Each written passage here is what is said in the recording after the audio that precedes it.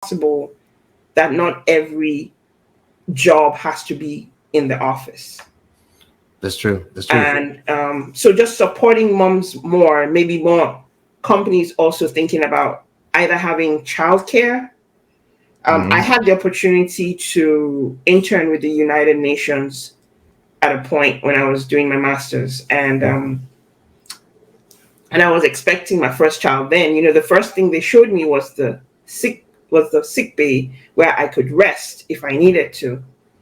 And the United Nations also had a childcare facility, so I could bring my child to work, up till 5 years old. So, Wow. yeah.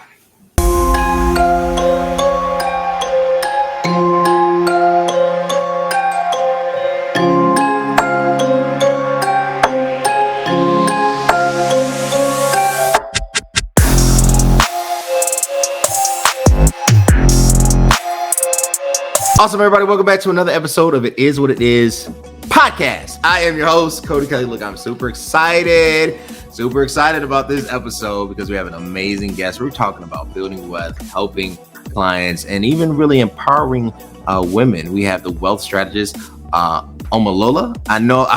Yep, got it correct. I think I got it correct. But before we get into it, Thumbs up. Yeah, if you want to keep seeing amazing podcast guests like this, amazing content, you got to subscribe to the YouTube channel. YouTube at the bottom, CV space K. Instagram, follow me at cvmk33, and on the business page at cvmk_global. And then go to where the best fitness, health, wellness supplements are. We're talking about your men's hormonal support, your women's hormonal support, your vegan protein, your pre-workouts. You know where you get it? Just like this pre-workout superpower, only at www.cvmk, M as in Marshall, K global.store. With that being said, Omolola, how are you doing today? I am doing wonderful. Thank you for asking. It's a pleasure to be here with you all. I'm glad to have this time. It's always exciting to me to talk about something that I find to be, of importance and also quite a passion of mine. So yeah, I'm glad to be here. Thank you. No problem. Look, I got a couple questions. Wealth strategy. So, this is a buzzword being thrown around a lot.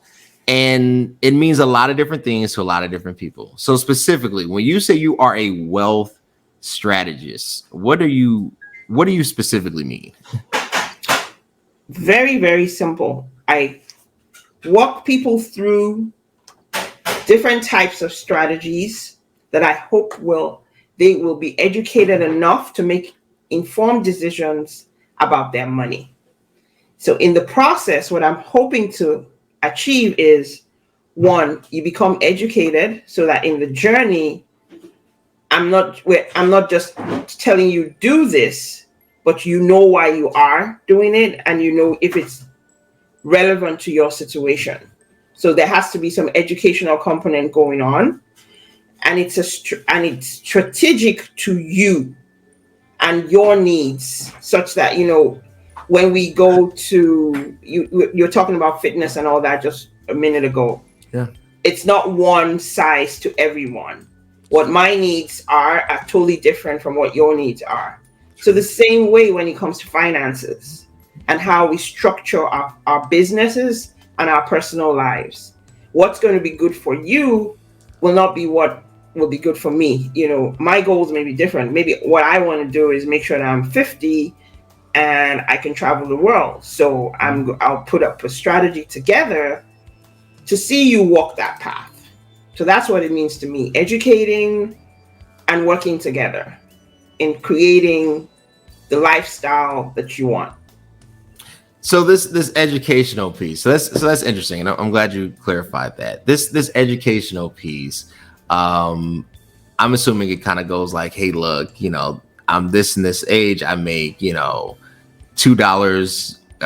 whatever $2 a day. No, I make whatever, and I want a Lamborghini, right? So you are a coach in a I guess in a more general way, right? So you partner with this person entity organization, and you walk them through the step-by-step process and obtaining that.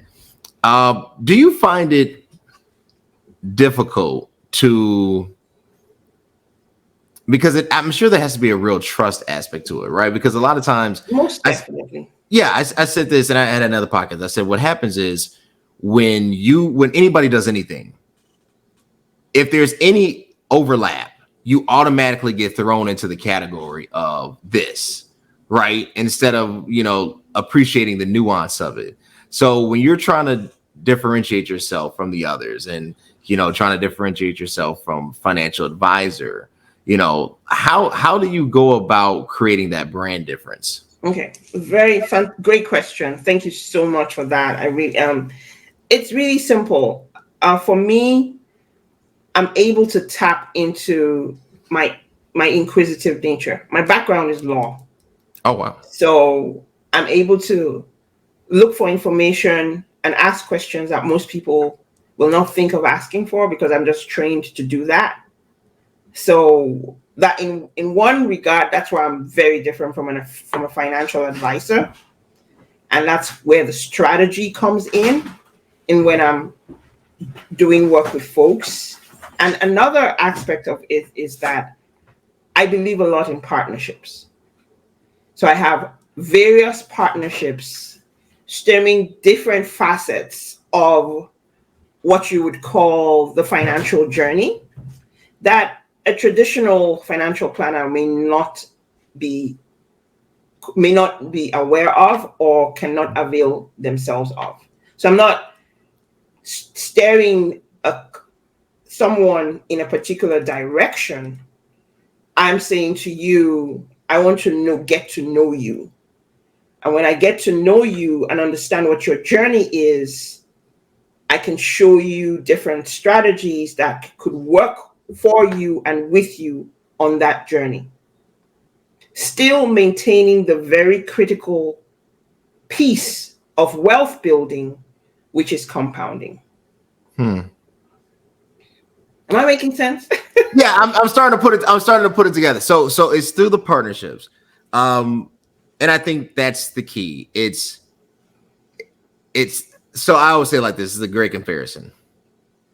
You have a lot of people who call themselves trainers. Trainers fall into I would say three major categories.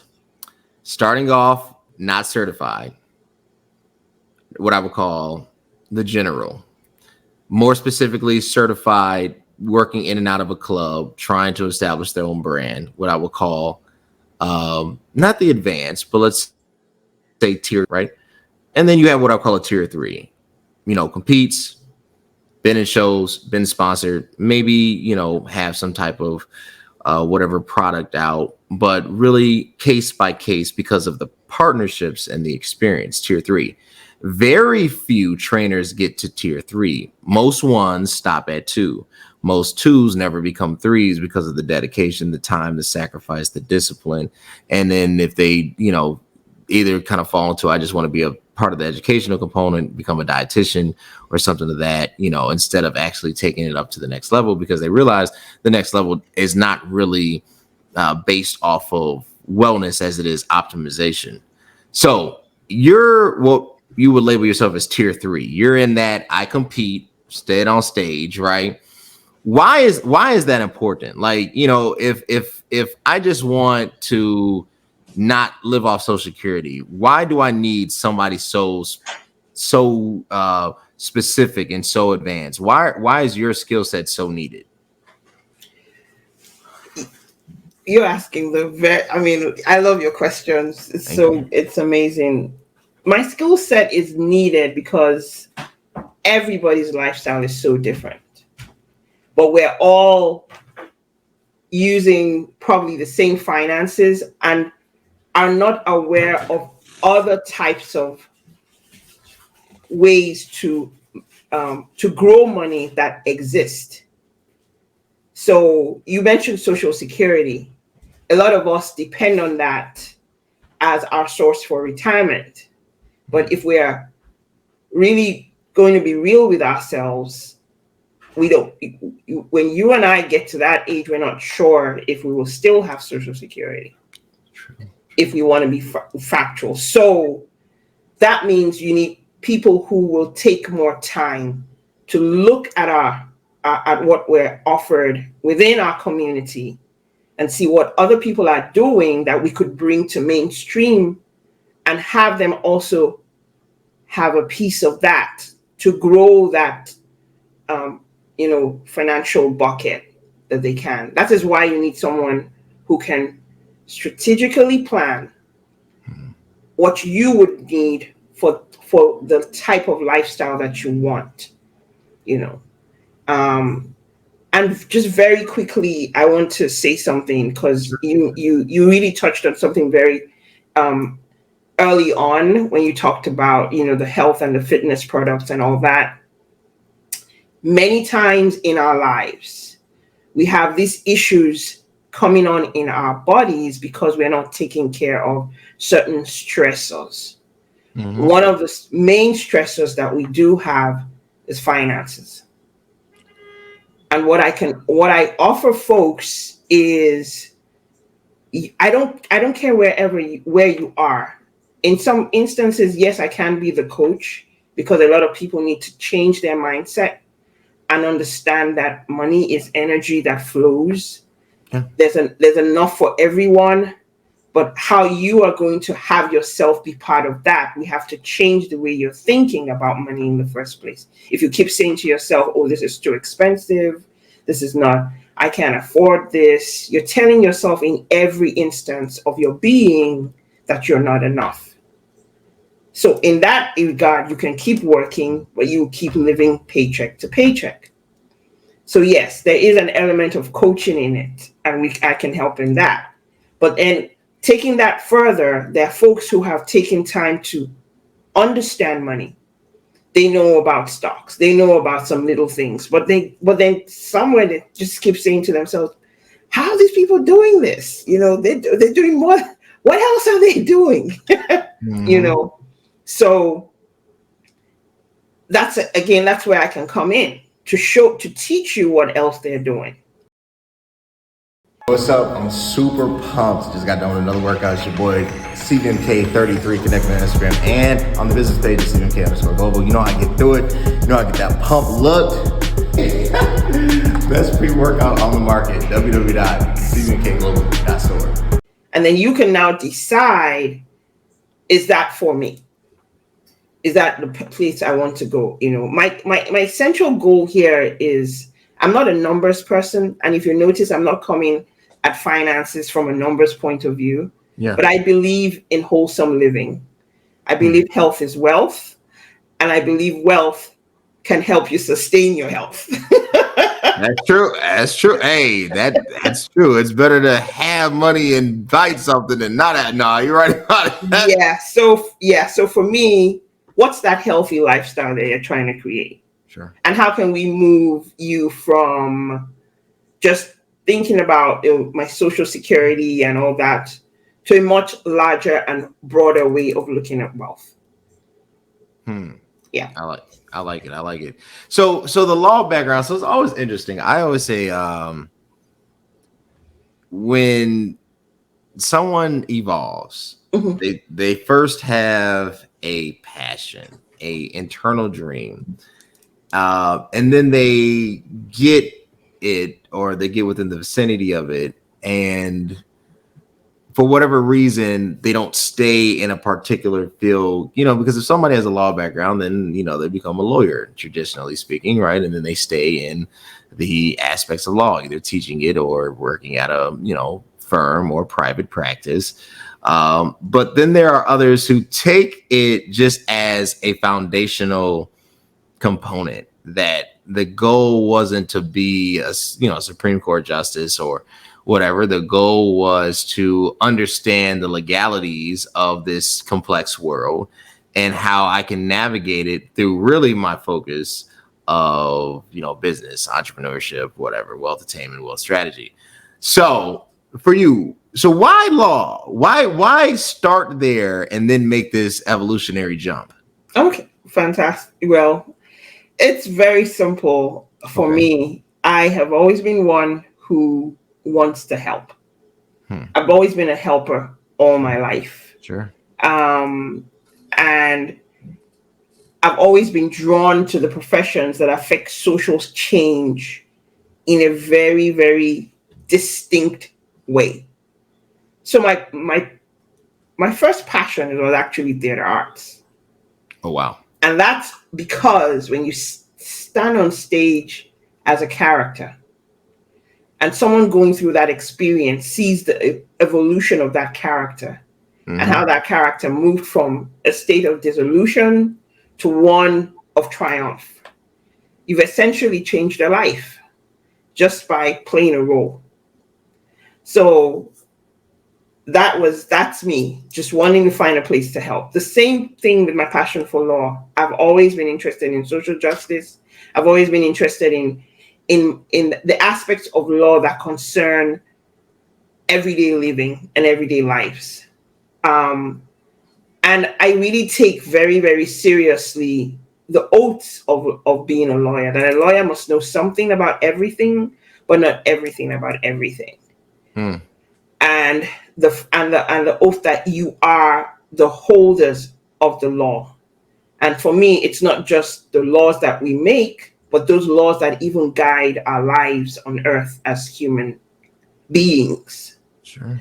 So with that kind of conviction in law, studying, going through all the books and everything, and becoming a little disillusioned by what I was seeing, not just, not that the system doesn't work, but it just didn't suit my personality or how I wanted to serve. And I also got married, and the challenges of corporate life on family life was for me very difficult. So I must say I'm grateful for my husband for not saying to me, "You got a law degree and you want to sit at home. Are you crazy?" Right. You know, right. He supported me wholly. And I said, I'll find something. I'll reinvent myself. So I would still find ways of helping people, doing what I love, and, staying true to who I am and being there for those I want to be there for, And so that to me has confirmed a lot of things. In a way, I'm an activist because I do believe that women should be able to control how they work. Yeah. So I have been on my own, using all the technologies that we've had to use the last 2 years for way longer than that. It's like people were encroaching in my space when everybody went online. So because for me, so I was able to use what I learned as a lawyer to support small businesses in areas where a lot of business owners do not take their time to learn before they jump into business. So that's really where I am now, still helping, but I find that the financial space is one of those spaces that entrepreneurs and business owners do not take enough time. They do not spend enough time there to understand the nuances of what they're getting into before they do get into it. And me being an attorney, I'm able to comb through a lot of documents they don't want to comb through. I'm able to explain very simply, strategies that could work, that could help them maintain cash flow while they're building their business, but also think of retirement and start putting something away in the process. So everything ties together. And I don't see myself being less of a lawyer than those who are actually work. I'm just doing it in a very different way and serving people in that process and living my life, as I do. Yeah. I like it. So, you talked about women should have the right, and I totally believe with you and believe in this, to dictate how they go about pursuing their professional career, dictate the terms of engagement, to be paid equitable, as their male counterparts, right? And obviously, Yeah. and that's the goal. Where do you see? I mean, what really is the biggest challenge? Because I think what's happening is there's a lot of noise, and I think noise gets heard, but you can also become deaf to noise if it's not harmonizing. Mhm. If that makes sense. I guess that's the best way to say it. I'm trying to look for a different way or try to think of a different way to say it. But perfect example, I live in Chicago. So I hear CTA buses, Chicago Transit Authority buses, right? It used to bother me. Now it blends into the landscape. And I have to decide, do I stay? Do I, keep my condo? And the reality is now it doesn't bother me. And one might say, well, you can't apply that to this. Yes, you're right. But you right me wrong in this, because if the noise doesn't harmonize, if it's not creating enough disruption, I think it's natural for humans to get exhausted and what we would call like war weariness or moral fatigue or something like that. So really what is the biggest challenge that I would say women face in the business sector? And then how can we actually go about remedying this? I would say the biggest challenge is balancing the family life with work life. Because women see families from a different perspective than men do. Mm-hmm. Men, not that they don't care about family, but they see themselves as providers. They need to be out there, and that's it. So they can give 101. They can be at work from 9 a.m. to 6 p.m. or, and even bring home. Not saying that is really the best way of living your life, but they're just wired that way. But here you have a woman who has taken her time to become a lawyer, to become a doctor, to become an architect. She has the brains. She's done the same work as her male counterparts, but she's expected to give the same amount of time and dedication as her male counterparts. Whereas she's probably a new mother. So they're asking a new mother to leave her 1 month old or 2 weeks old after her 6 weeks, and go back to work. Her body may not be fully healed at that point in time. Sure. But now she has to take in the energy and strain of other people around her at work while she's trying to heal and still go home and take care of her nursing child. So for me, that's one of the main areas that I just said I cannot. There has to be a balance. There has to be an understanding that even though a woman has to take some time away from work, she will give you 101% in a shorter period of time than a man will. So creating those blocks of time, understanding the way the women's lifestyle works. We're so different in our functional behavior to that of the male. That's one area. But when you really want to look at it, I mean, there's so many laws within the human resources environment, those kind of things that need to be talked about more. We need to have more advocates talking about, the length of time given. I know now they also give dads time once a child is born, but the length of time given a mother in the US is still very short compared to what we're seeing in other countries in the West. In Europe, in a lot of countries in Europe, moms are paid for the whole first year. Wow.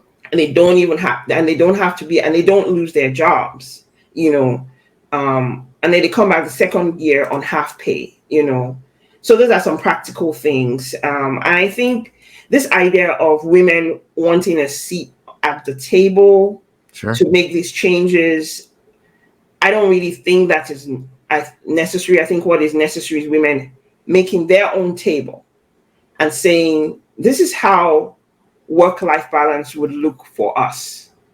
Sure. And I feel a lot of companies will support these processes if women stand behind them a lot, because women nurture every environment they're in, whether it's their home or the office, and having that environment to have employees that really want to be there, is very important. And, I just think it'll be supported. So for me, I also feel that the last 2 years has shown us that it's possible that not every job has to be in the office.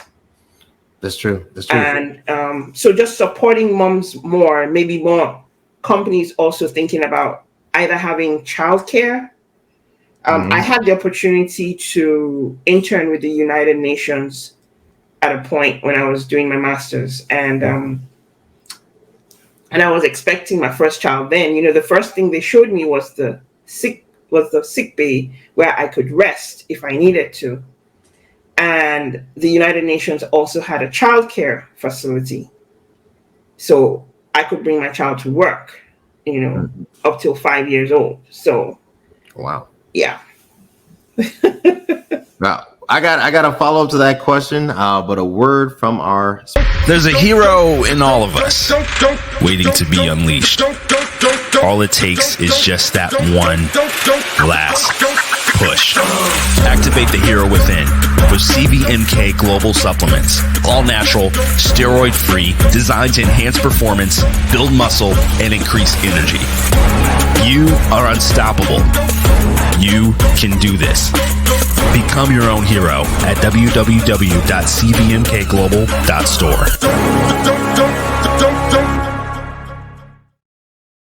Look, and we're back. So you mentioned the internship at the UN, and you talk about the evolution of the workplace, and I think that's important because the work dynamic has changed. I totally agree with you. I don't believe in the necessity in being in an office Monday through Friday. I wouldn't mind a hybrid, depending on what that hybrid looks like, but a lot of our functions can be done remotely, unless you're physically manufacturing something. It can Correct. be done remotely. There are pros to having a place of gathering, collaboration, team rapport, the look and feel of it. So that's one aspect of it. But I think that there always has to be an option for more of a remote setting. But here is not my pushback. My problem is you can be devil's advocate. It's okay. My problem is twofold. All right. The first thing is, I feel like we're taking let me rephrase that. That almost came out wrong. If I change this, but I don't change that, I didn't change it. Here's what I mean. So, okay, we get the holidays now, right? Like we do whatever, we don't even get enough holidays. We don't, compared to other countries. We're not even near them. No, and that's they don't need vacation time. Yeah, they don't get vacation time because they get so many holidays. So that's one aspect of it. But I see the biggest to me, the biggest for the global United States workforce is pay has not kept up with the cost of living. Correct. With inflation, even before inflation, even for the 9.2% or whatever increase in the cost of living, we were still and are still paying salaries that are at least 30 years dated, right? Like we're not really invested, to me, in the deepening of the workforce and of the middle class, because I said this, it's hard to be upset when you live in the house that you want to live in. It's harder to and maybe but I do believe that some type of financial security provides a certain amount of easement. I think that the top tier echelon has exponentially increased in wages, where anything lower than a V level has basically stayed stagnant. Okay. You know, so I say that, you know, the threat toward all workers is that specifically. And I do agree with you when it comes to women representation within the workforce. Obviously, we don't understand the dynamic, as you mentioned, the home element, if she so chooses. We don't understand what that looks like. And I think we still have a lot of preconceived notions, right? So I do understand the need for cultural change, the need for all of this adjustment. But if we, and not if we don't also address the pay inequity of it all, right? You know, I feel like we're creating a working poor, if that makes sense. That to me has been the biggest push. And I know we're running out of time, so I'll leave it at that. Do you foresee, and I said all that just to ask this, and this is my last question. Do you foresee a shift in economic priority with workers in general? Yes, most definitely. I mean, if just quickly, look at the history. You know, at a point at some point in the history of this country, when they were trying to rebuild after the Second World War, you know, a lot of needing factory workers. So a lot of things were put in place to help that process. That's when the mortgage stuff came out. You know, you could buy a home with little or next to nothing, keep it for 30 years. But then people were really stagnant. They weren't moving around a lot. So it made sense. And the government made a lot of money. But right now, is that really serving us, that whole process? No, it's not, because we move around a lot. But do you know that there are other types of mortgages available now, apart from the main one that we know? So you see, the point is education. And education is a tool, you know, that bears the light. There's a famous quote of Martin Luther King I really like to talk. I can't remember it right now, but he talks about the lights in the darkness. Yeah. You know, and to your point about the economic disparity, it has to do with education. We're not educating ourselves. We're trained at that point in time to be workers. Everything about the school system was trained to produce workers. So that's why you don't have enough folks being able to really understand and take a stand or take, effective positions when it comes to their own finances. But when you educate from even the middle school level, and you start having programs that teach not just, the math and the skills to make you a worker, but something that would even spark your interest more and say, oh, I can do something even bigger. Within that process, you begin to change and begin to plant the seeds that will make for the laws that will bring about this change. You understand? So that's how I see it. I don't see it as something, it's a multifaceted level, Yeah. But it has to start from us wanting to be open to new knowledge and teaching our children every aspect of capitalism, the good and the bad, and how it can progress you, and also, be your downfall. And when we can do that, then people can speak up, about wages and say, we're not accepting this. It's all about what you accept. But when you're in the darkness and are not allowing yourself that knowledge so that you can, be a true knowing voice in every aspect of our lives, it's like that, then we won't see the change we're talking about. But I believe it's very possible. Yeah. Perfect. I like it.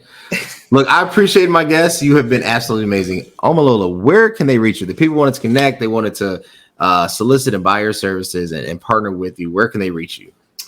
Oh, wow. Yeah. So Omolola Adekeye, if you're on LinkedIn, find me there. I'm available. My website is www.tvgventures.com. I'm also, you can reach me from the website. And I have a Facebook group called Let's Talk About Business and for Network for Entrepreneurs. So you can find that also. And that's a place to connect with me. So thank you so much for your time. I really appreciate this. And thank you all for listening. I hope we've given you some things to think about. And let's all be part of this change. Yeah. That's it. Y'all connect with Omolola Adekeye. Go to tvgventures.com. Hit her up on the website. Connect with her on LinkedIn. Support her. Reach out to her. Get her because you need this wealth strategist for you. And if you want to keep seeing amazing content, keep seeing heat like we're doing today, you know what you got to do. YouTube at CV_K, Instagram cvmk33, and the business space cvmk_global, TikTok cvmkglobe, and you know the website www.cvmkglobal.store. Until next time, guys. Thanks.